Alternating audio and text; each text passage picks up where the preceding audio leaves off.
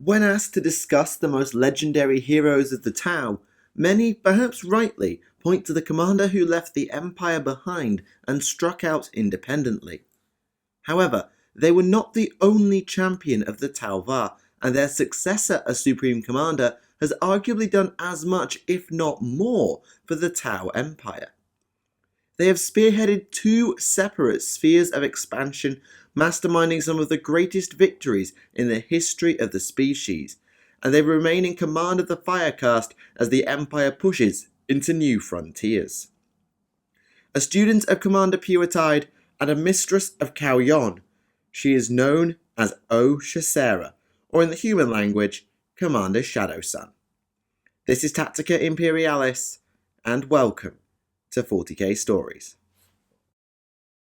The future Shadowsun was born, it is believed, on the sept world of Tau, capital planet of the Tau Empire. Even if she wasn't, her reputation and standing has made her something of an adopted daughter. Though the idea of family isn't pushed too hard in Tau society due to the importance of the Tau Va over all else, it is thought she had siblings and was descended from the line of a supposedly legendary warrior known as Kiru, who I'm afraid I know nothing about. Sadly, very little is known of her early career and training, sometime presumably during the second sphere of expansion. But the name of Shas would go on to gain great repute as she rose through the ranks of the Fire Caste. I assume that, like a certain other legendary Fire Caste commander, she shot through the ranks of her training dome and completed her trials by fire at an early opportunity. But whilst Sho would go on to follow the aggressive path of Montkar, Shas would be more focused on the other major aspects of the Fire Caste war methodology. Her specialism, something that she is perhaps the greatest at in the entire living population of the town today, is Cao Yon, the patient hunter. We've discussed this at length in our log on the Tau castes, but the principle is to use feints and traps and cunning to lure the prey, in this case the opposing armies, into a position where they can be easily dealt with by the hunters, the Tau. This means that Shadowsun, as she would come to be known for reasons we will get to, has one of the most sharp and forward-thinking minds amongst the Fire Caste, able to predict and exploit her foes in myriad ways to take maximum advantage. Whatever she did in her rise to Chasseur has strangely not been recorded so well, perhaps because most of it was done in a more subtle manner that did not draw the same plaudits as those commanders who took a prominent battlefield role. But plaudits were certainly won by Shas, as she was selected alongside Sho and a third town named Kais to visit and train under perhaps the greatest Fire Caste warrior of all time, Commander Puretide. The trio travelled to Puretide's home on the sept world Delith, specifically the frozen peak of Mount Kanji, to learn from the only Tau to have mastered all schools of the Code of Fire. What training Shas and Co received is not recorded, for it would be counterintuitive for records of such things to become widespread, but it focused seemingly on addressing the weaknesses of the Tarot Ka of commanders as much as it was playing to their strengths. For Shas, it is believed that Puretide challenged her on something that is likely more common among the Fire Caste than they may like to admit: ego, arrogance, and things like that. Whilst performing a Cao Yon exercise, it is thought that Shas's stubbornness and lack of humility almost got her killed by freezing to death, though this is unconfirmed and probably wouldn't be mentioned by the Ethereals even if it were true. Shas, Sho, and Kais formed an effective team of sorts upon Kanji, each with their own specialisms and flaws. Calling them friends is always difficult, many Tau struggle to create that conception, and there definitely was friction, but there was a closeness between them as well, even if it didn't run as deeply as a Talisera. The trio went their separate ways once their time under Puretide's tutelage was completed, but it would not be long until at least Shas and Sho were back on Delith. Both had taken the time, however, in between to acquire their more known titles. For Shas, this was of course the name of Shadowsun, or Commander Shadowsun. It is believed she earned it during a war against the the Orcs, when the sun itself was indeed cast in shadow. During an eclipse in the conflict known as the Kresh expansions, Shas took advantage of the natural phenomenon to set up a presumably perfect Cao Yon, ensnaring and annihilating a vast greenskin force and earning the title of Shadowsun in the process. She would go on to reinforce that reputation on her return to Delith as part of the Damocles Gulf Crusade, the first full-scale conflict between the Tau Empire and the Imperium of Man. Again, much of Shashera's role in the conflict has been lost, strangely enough. The Imperials probably didn't want to admit they were being outclassed by something they couldn't identify, and the Water Caste were far too busy turning the propaganda engine behind Oshova in preparation for what was to come. It is unknown when exactly Shadowsun received her now iconic and unique XV-22 battlesuit, but I believe she had it by this time.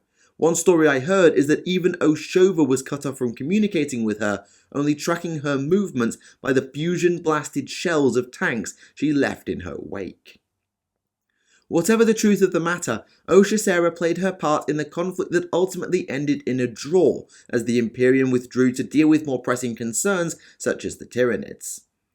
In the aftermath, the Ethereals decreed that the best response for the Tau in the face of the undeniable power of the Imperium was to go back on the offensive, lest the fear and melancholy of the Crusade halt the expansion of the Tau Va more permanently. To do this, a Supreme Commander would be appointed to lead the Fire Caste back across the Damocles Gulf, but the question was thus, of the two students of Puretide who weren't lone psychopathic killers, who'd you pick?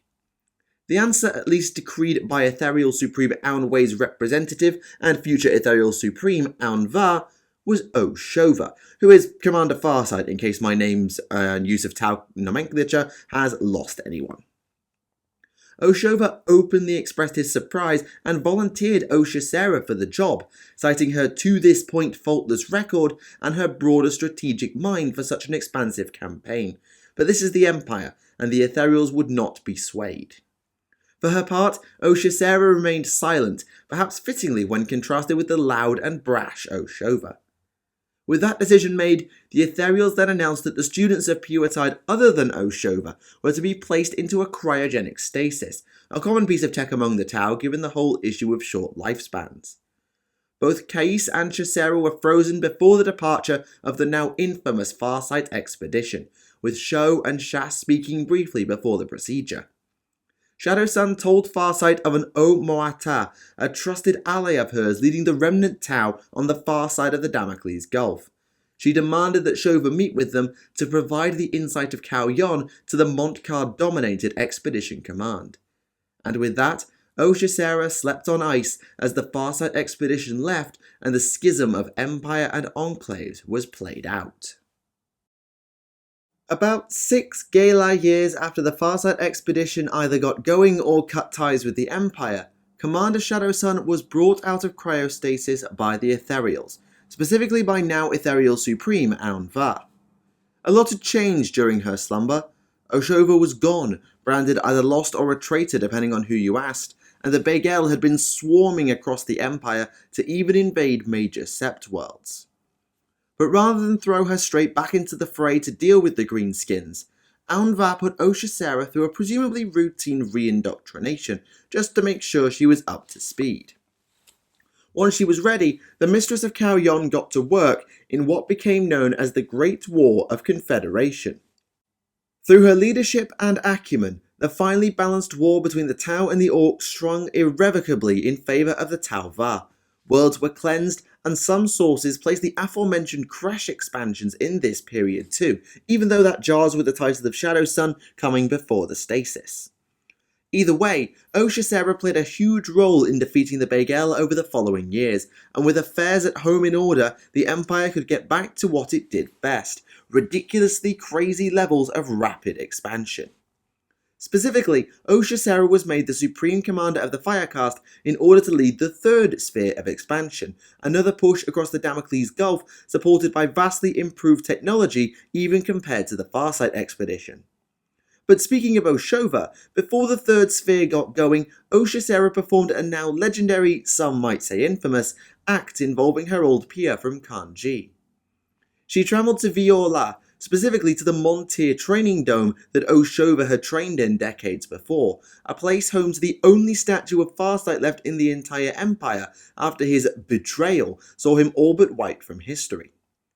Oshasera had naturally been spun the tale of Oshova as a betrayal of the Tauva by Aunva, and she responded by obliterating the statue with her battlesuit's fusion blasters as part of her address to the Empire.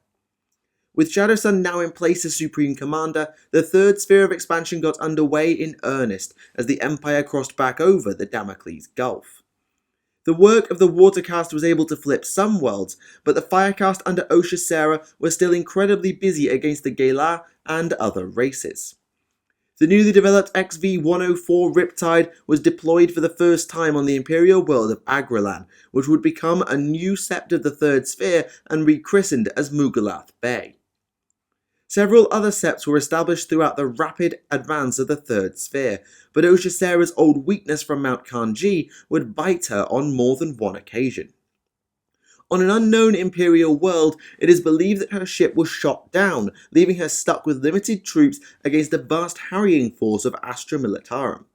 She got out, supposedly with Gela aid, but it is thought that much of her mindset during the incident wavered between duty to the Tauva and an arrogance born from victory and a wish for a legacy. Not long after Mugalath Bay, the cockiness of Oshasera received the most fitting of punishments, as that oft-lofted combat record was brutally tarnished by the Imperium. With the aid of psychic shrouding and the Tau's overconfidence in technology, the Gela were able to set up an ambush on the world of Voltoris, including Gairon Shah of the White Scars and Raven Guard. Oshasera and her most elite forces walked right into it, deceived by the mind science, and the Supreme Commander barely made it out alive as Imperial Knights, Catachan jungle fighters and Space Marines decimated them. But Shadowsun was not deterred and redoubled her efforts, leaving Voltoris in Imperial hands, but instead moving to the fortress world of Prefectia. This was probably the largest battle of the Third Sphere so far, with elements of 8 Astartes chapters and 12 Sept worlds being only a part of the massive forces committed to what the Tau saw as a key staging post. Oshasera was on the hit list for both the Raven Guard Chapter Master Corvin Severax and the White Scars Master of the Hunt Corsaro Khan, but she was able to elude them at every turn, even assassinating Severax using a decoy and an XV-95 Ghost Keel.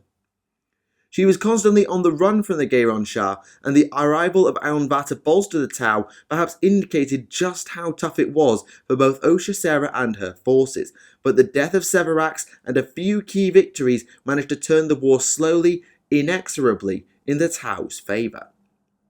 The arrival of KV-128 Storm Surges proved telling, countering the Imperial knightly houses and blasting apart defences on every front.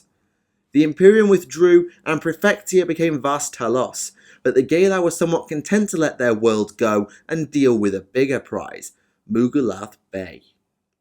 A vast retribution fleet came to retake Agralan from the Tau. With Aunva and Oshasera now on world, it would be one heck of a contest. The early exchanges went with the Imperials as the Gairon Shah outplayed Oshasera in space and the Major Kauyon reprisal didn't quite stick. But reinforcement from the Empire came from an unexpected quarter, as the armies of the Farsight Enclaves made mass planetfall and Oshasera returned to Empire space for the first time. The Enclaves and their commanders made a real impact, and Oshasera was able to put her indoctrinated hatreds of Farsight aside to work alongside her old teammate. The combined efforts of the greatest commanders of the age would have perhaps been enough to keep Mugalath Bay in Empire hands, but the Imperium wasn't ever going to let that happen. An execution force of the Officio Assassinorum was deployed to eliminate Shova, Shasera, and Aunva. The former survived with the aid of the Eight, the latter was slain, but Oshasera took down her Kalidas assailant only with Pathfinder aid and severe injuries. She retreated to space before the Imperials enacted Exterminatus on Mugalath Bay, receiving orders from the Ethereal Council to hunt down and capture the withdrawing Oshova. She could not refuse, this was the Ethereals after all, but she did send a message ahead to Oshova to give him as much of a head start in his flight as possible. With the burning of Mugalath Bay and the ignition of the Damocles Gulf that followed from the vengeful Imperium, the third sphere of expansion was brought to a brutal and abrupt end. Oshasera was not to witness much of it to our knowledge. She may have gone after Oshova as ordered for a time, but she made no headway before she was removed from the front line. Presumably because the Empire had no way to advance for a bit, Oshacera was returned to cryostasis for a second time, keeping her in waiting for a time when the Empire would have need of her. Before she slept though, she recommended one of her own students to lead whatever advances came next, Commander Puretide, who had led the destruction of would-be Enclave's defectors after Mugalath Bay. Why she had chosen him is known perhaps only to her and maybe the Ethereal Council, but her word carried weight and Puretide was selected, though Okais would be removed from his stasis to join the expedition. Due to her stasis, Oshacera saw none of the nightmares of the fourth sphere of expansion as far as we know. She may have watched them disappear at Numenor Point, lost to the Imperium, but that would have been it. She slept through the fourth sphere's tribulations on the far side of the newly created Startide Nexus, only being awoken when contact was re-established via drones through the wormhole. Oshacera was awakened to lead the fifth sphere of expansion that used the Nexus to enter the region named by the fourth sphere as the Nem-Yar Atoll. Puretide met the fifth sphere as they entered the atoll, and overall command was immediately deferred to Shadowsun, who integrated the remnant fourth sphere forces into her own. A few new sets were quickly established, and galactic events meant that the Imperium and pretty much every other galactic power was largely absent for a time. But sadly for the Empire, this period of harmony and rapid conquest could not last for long. Many are aware by now of what happened to the fourth sphere Tau, uncharacteristic violence and xenophobia toward both foes and even auxiliary allies. With the consent and aid of the Ethereals, Oshacera took decisive action. Many, if not all, fourth sphere commanders were punished via the Malkla, which is something I know nothing about but honestly don't want to know about either. They were then returned to the front or to the Empire, with the fifth sphere leaders assumedly taking command of all forces. But those cadres of the fourth sphere were also stripped of their auxiliaries for presumably the safety of said auxiliaries. Whilst the fifth sphere continues to advance on many fronts, battling remnant Ihe fleets and Begel infestations, within only a few months of their arrival they found their most important holding under threat. Forces of the Death Guard Heretic Astartes Legion arrived within the Nem-Yar Atoll itself. Oshacera may not even have had chance to leave the atoll before finding it assailed by the armies of Nurgle. The Chaos-serving Gairon Shah have managed to board several of the orbital stations surrounding the Startide Nexus, with the Empire's forces under Oshacera flooding to stop them from advancing any further. If the Death Guard managed to breach or perhaps even seize the Nexus, then the fifth sphere are stranded and the Empire itself would be wide open to invasions of many core septs. Shadowsun knew this, and her armies have fought on to secure their only way home, whilst her subordinates lead the charge on the frontiers. Most recently, however, it appears that the tides are shifting again, as Oshacera sent a communique back through the Nexus to the Empire, all but admitting defeat.